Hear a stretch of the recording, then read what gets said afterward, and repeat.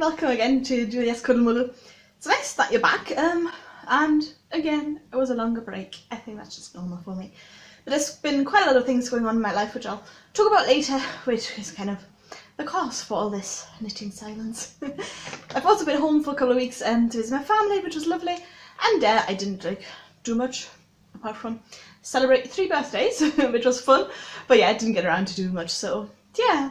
But now I'm back, and I actually have you a couple of things to show, which is good news. I also have some Woolswap parcels to show you, what I got at the Edinburgh Yarn Festival, and a project bag my parents made for me.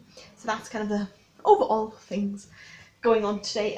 But first of all, I want to show you my Road to Rhinebeck shawl, because if you've been watching this podcast for a while, you might remember that. Jesus, where's the front? That's the front. I took part in Mina Phillips' Road to Rhinebeck mystery knit along, and I knit the first couple of clues as they came out back in autumn, and then I reached that section, made a mistake, had to frog it back, and I was so annoyed that I didn't touch it for half a year until last night, where I actually picked it up again, and then I knit this section, and it was super easy. So I am not quite sure what was going on with me back in autumn, why I just completely failed at this. No clue. But I'm back at it now, so it's good. I don't have too much left. I just need to repeat kind of like one part of the white one, and then there's another 6 rows of pink, and then an I-cord bind off, and then I should be done. It's about 400 stitches on my needle just now, which is quite a lot. So I think the whole thing is going to be quite big when it's done. I'm looking forward to having it done, just in time for spring when you need shawls. But yeah, can't wait, and I'm super motivated at the moment to actually finish this as soon as I can, which is fantastic. I really love the shawl, love the different textures, and also the yarn that I picked. The pink one is a Queen of Pearls yarn, in the colourway Love Lies Bleeding, and then the white one is just a simple Wendy Merino superwash yarn. The reason I got like one hand dyed and one like commercial yarn was because hand dyed yarn is often, I know why it's expensive and I appreciate that, but not everyone can always like spend 60 quid on a shawl, and I am one of them. So like my compromise was to get 2 skeins of hand dyed yarn, and then the rest of them just with some cheaper yarn. If I go for white anyways, like it doesn't really matter. So yeah, that was my reasoning behind them. And this is not meant as a criticism that hand-dyed yarn is expensive. I understand why it's expensive, and it is a quality product, so I'm more than happy to pay that price. It's just not everyone can afford it, which is unfortunately sad about life. But hey, yeah, so knitting that, I'm knitting that on 4mm needles, and yeah, it's so much easier now than half a year ago, and I don't understand why. No clue what was my issue with it. But yeah, it's working and it's fun. So I'm looking to finish that over the next 1 or 2 weeks, hopefully. No idea how the I-cord bind off's gonna go, because I've read things about it, but I've never actually done it, so we'll see. And then there's another success story this week. I finally finished, not the entire fair jumper, but the first sleeve. It's the right hand sleeve, and look, it's a sleeve. And it's actually as long as it's supposed to be, and it absolutely matches the pattern of the jumper, as you can hopefully see. So kind of, there you go. And yeah, it's a sleeve. It's amazing. I totally forgot that it also has an area to steek, which is kind of the checkered part here. So I'm just going to cut through here and then attach it to the main body. So now I just need to knit the second sleeve, and then I'll finally be done. So tomorrow's my birthday, and last year for my birthday I got a voucher for the yarn, so I've been knitting on this for almost a year. It's gonna be a year, but then once I'm finished I'm gonna be so proud of it, hopefully, if everything works out with the steeking. And yeah, I just can't wait to actually put it on and like wear it and yeah, get out in the sun with it. So yeah, fair jumper, getting there. I'm still using the Jameson's Shetland Springer yarn. You've heard about it so many times, so now it's just a matter of showing the progress. But yeah, aiming to get the second sleeve cast on soon, and then just whisk through that and then be done with it, and then weave in all the ends. But it's a jumper. It's getting there. It's getting there. Slowly but surely. As I mentioned before, I was at home for a wee while. I took the sleeve with me and I actually wanted to finish it there, but I just didn't get around to doing it because I was doing a fire brigade cake for my wee nephew for his birthday, which took up like 2.5 days. Took forever, but it was absolutely worth it. And yeah, it was funny because I took my knitting home like in an old wee bag, and my mum was like, no, you need a proper project bag as well for yourself. So my mum and my dad actually made me one. My dad wove the fabric and then my mum sewed it together, and it's so sweet and it's lovely. And I'm just going to show you the inside. We went to a fabric store in Kempten in Germany, where I'm from, and we got this amazing pretty bike fabric. It says "From Heart for You," and yeah, it's beautiful and I really like it, and it's perfect. Like, it has a perfect size. So yeah, parents made me a project bag. It's really adorable and lovely. I like the colours. I told my dad that I wanted to be colourful, and that's what I got. So yeah, thank you to them. It's really nice. Yeah, then I took part in Fibreshare and Woolswap. With my Fibreshare, I was really lucky with the person I was sending to me, but the person I was sending to, she never got back to me and never said thank you. And it was in England, so she must have gotten a parcel. And like, I dyed wool for her, and I went through to the shop in town to get some yarn for her and all that, and then you don't even get a thank you. I even messaged her asking whether she received it alright, because I hadn't heard back. I didn't get any reply to that.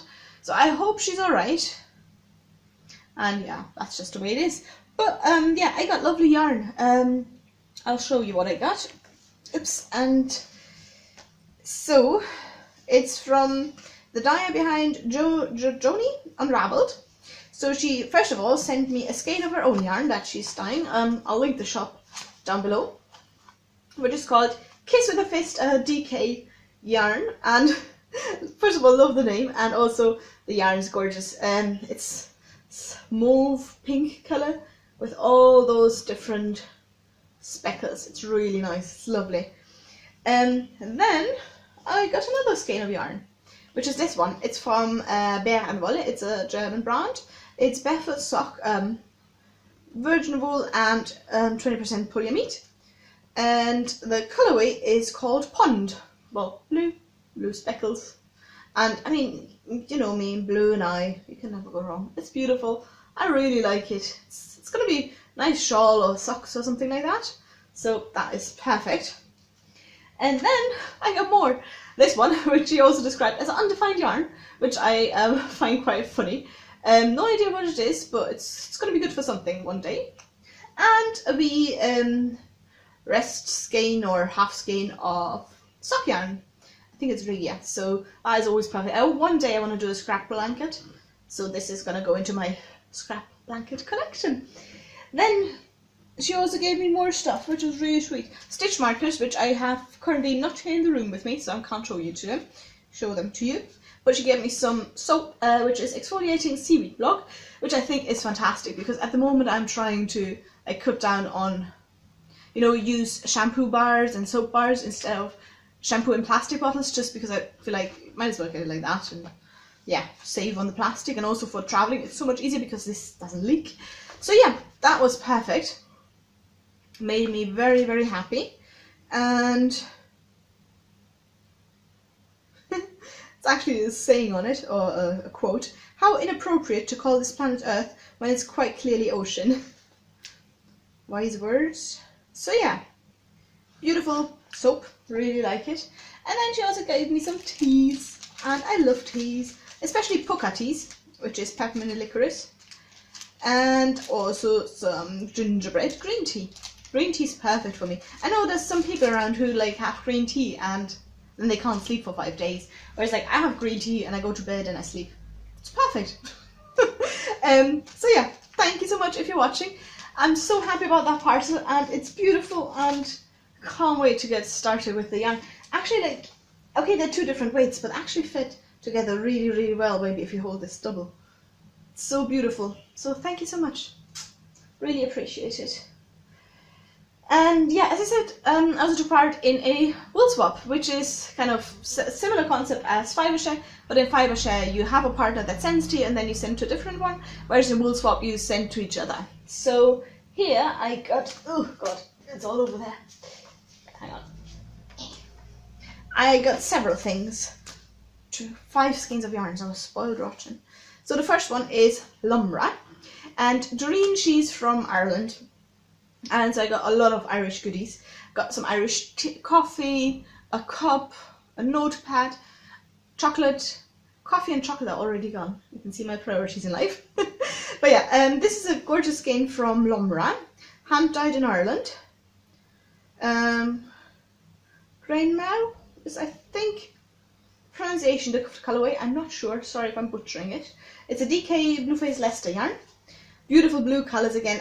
I think people just know now from like judging, I don't know, from my Instagram, that blue's my colour, but that is just perfect. Then I got 2 skeins of yarns where I need help with. This is Cushendale Woolen Mills, and apparently Cushendale Woolen Mill is one of Ireland's few authentic wool mills still in operation. Family run business for generations, we have continued to produce natural fibre textiles of unique colour, design and craftsmanship in the historic town of Grainamona, County Kilkenny, in the southeast of Ireland. Sorry again if I butchered that town name. So yeah, that's Cushendale. It's 70% mohair, 30% wool, and if you can see, it has wee curls. It's amazing. This colourway is Cardinal and this one is Ivory. No idea what to do with it because I've never knit with curly yarn before. So if someone could actually, like, I don't know, if you have an idea for that, a pattern idea, just post the link in the comments down below. I'd be really grateful. Yes, I have no clue what to do with something like that, but it's gorgeous and I'm really excited to try it out. And the colours together are lovely. And it's really soft as well. So yeah, just need to figure out what to do with it. And then I was even more lucky and I got more. This one is from Studio Donegal. Again, yeah, from Ireland, and it's 100% merino wool, and that's also a mill that does a lot of tweed and all that. Very traditional, and it's gorgeous. It's a DK tweed yarn, and can't wait to make like a rustic sweater or something with it. It's perfect. It's so nice.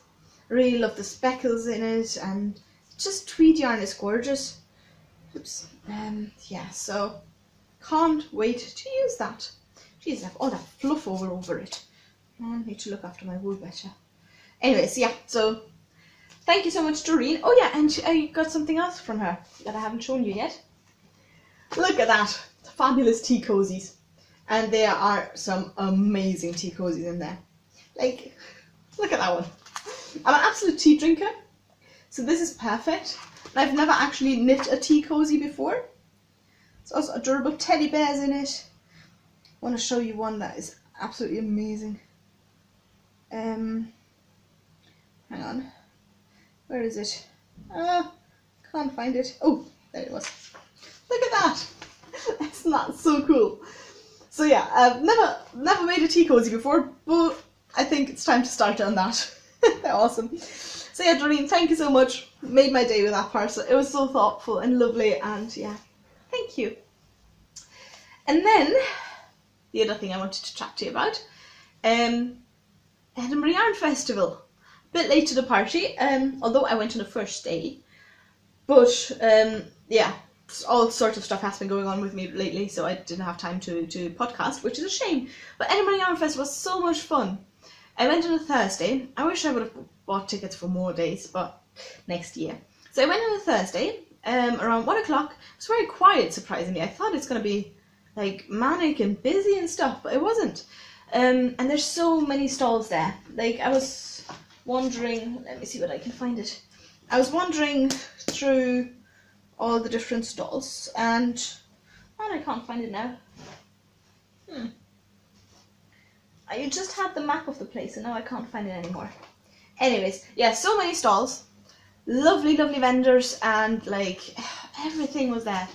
Old Maiden Aunt yarns, Skein Queen, Queen of Pearls, Eden Cottage yarns, And I could have bought so many things. Oh, Jesus. Like, I could have bought, like, half the thing.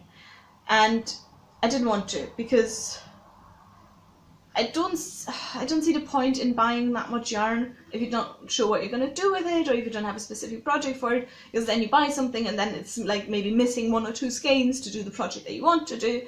So I got the pom-pom magazine. I decided to basically, I wandered around twice, was utterly lost, and then I bought the pom-pom magazine because I saw a pattern in there that I really wanted to knit, and decided to, you know, get yarn for that pattern, and that's it.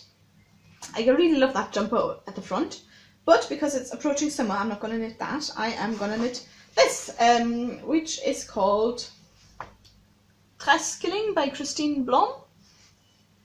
And it's gorgeous. It's a really lovely, summery, loose top, which I like. I like loose tops. So yeah, I tried to find yarn for that. It was so much easier once I decided I'm going to knit that.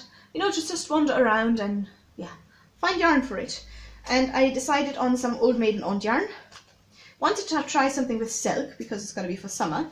So I now have, no idea whether that's going to make sense, 50% superwash merino, 50% silk yarn from Old Maiden owned yarns. These colorways. The blue ones are called Seeing the Ocean, and this one is What's Your Damage? Yeah. And they're all kind of sock yarn weight, and really love the colours and also the sheen. That's probably why I always gravitate towards yarn with silk. I love how like plump it looks and how beautiful it's shiny, and yeah. So plan is to start with that and kind of do the neck, and then switch over to these ones to do the sleeves and the body, and then finish off with that one again. We'll see how it goes, but yeah, that's what I'm gonna knit. And also got Chiagu needles. Never had Chiagu needles before, so I'm really looking forward to trying them out with the red lace cable. So yeah, that was my EYF purchases. Didn't buy anything else. Very proud of myself. Yeah, I could have spent a fortune there. But then also, yeah, I think yarn's too beautiful and also sometimes too expensive to, you know, just buy randomly and then have it lying around forever. That's not the point of it. That's not how it's supposed to be. So yeah, I got those. This is also not meant as criticism that hand-dyed yarn is too expensive. Totally understand why it's that price, and I think it's a good price, and it should be at that price it usually is. It's just not everyone can afford to, you know, buy full bag of hand-dyed yarn at a festival. That's just not going to happen for me. I think I'm still too close to my old student days. Still stuck in my bones. But yeah, it was so much fun to go there. I was a bit afraid to go into the podcasters lounge because I always get, I don't know how, I don't want to approach people and be like, hey, I watch you on the internet, and oof, be awkward about it. Maybe I should have done it, but maybe next year. But yeah, this year it was fun, it was good, it was great. So yeah, EYF, my first ever yarn festival. Can definitely recommend going to yarn festivals, and it was fun, it was awesome, really enjoyed it.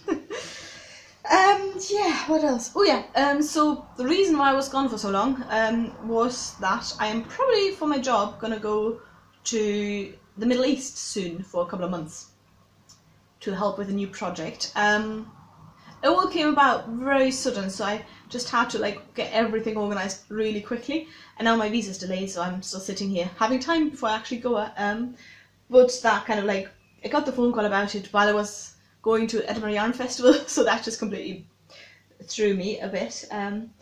So that's why last couple of weeks I just didn't get much done, because I was focusing on getting everything organised and getting everything sorted, and yeah. So I'm not sure how this is going to continue, because while I'm gone I have no idea whether I'll actually have time to podcast, whether I'll be able to podcast, you know, from cultural circumstances. No idea what's going to be going on, so we'll see. But I'll try and keep you updated. No idea whether I'm going to have access to Instagram. We'll see. It's all going to be, it's all a big adventure, which I'm really curious about. So I'm quite excited about that. Yeah, and then tomorrow's my 30th birthday. Just insane. I can't believe I'm 30. And I don't know. Sometimes I wonder, you know, what I've done with my life so far. Like, I'm 30 and what have I achieved? I don't know. But yeah, my parents came over from Germany for a couple of days to celebrate with me, and also I'm going to go out for a couple of drinks in the evening. it's hopefully going to be a nice quiet day, fitting for 30th. Yeah, but apart from that, those were the main things going on in my life. Oh yeah, and then there were snow days when everything was snowed in, but the place where I worked stayed open, so I always had to go to work, which is a bit of a shame because everyone else had days off and I just had to go to work. But hey, snow days were fun. I got to build a snowman, that was awesome. How bad were snow days in your area? Like in Edinburgh, it was ridiculous. Like so much snow, and also the shops like didn't have any milk for like 5 days and ran out of bread and all that. It was insane. Never seen anything like that. But yeah, I think I'm starting to waffle, so I'm just gonna finish off. Thank you for, you know, watching today. And I hope I'll see you soon. Bye.